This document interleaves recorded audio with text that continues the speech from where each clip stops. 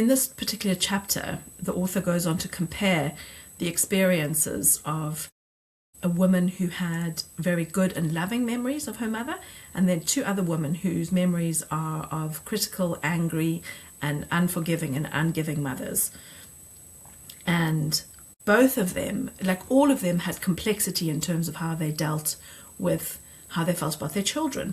The one who had a very loving mother and had very good memories, what she wanted from her children was her mother.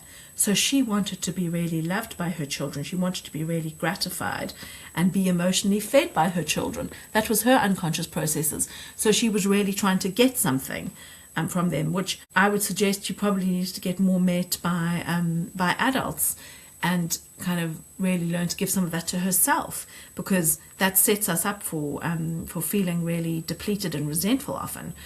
And there's something about it, can we really focus on our own needs? Because a lot of this is about, have we met our own needs? Do we have our own needs for connection met? Are we being seen within the context of our relationship? If we're in a relationship, are we allowing ourselves to feed ourselves? Are we being very self-sacrificing? Because if we're being self-sacrificing, we're more likely to feel resentful.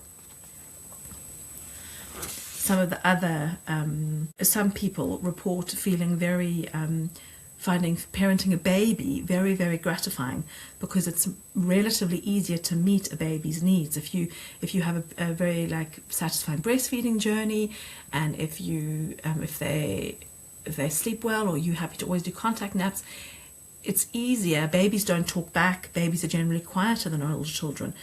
And this one mother who had tricky memories of her own mothering experience, and she felt her mother was ungiving and critical of her. And her name, I'm going to read something, her name was Naomi, and she now talks about her older children and how she feels that the demands of her older children completely outstrip her capacity to answer them. And this is her sort of what she writes: I can't bear the endless demands, the sense of there being nothing good enough, the impression of a bottomless pit.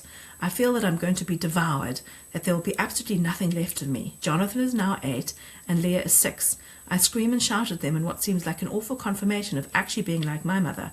At times I feel she is encapsulated around me, that I'm actually enveloped by her. She'd throw things and scream and shout, and now I do. And now...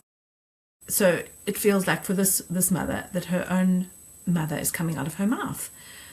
And so there's so much, like our own unconscious processes, what we are projecting onto our children in terms of what they can deliver for us, what our desires are, if we are hoping that they will complete us, all of those really complex things which often need to be worked through in therapy are in the mix.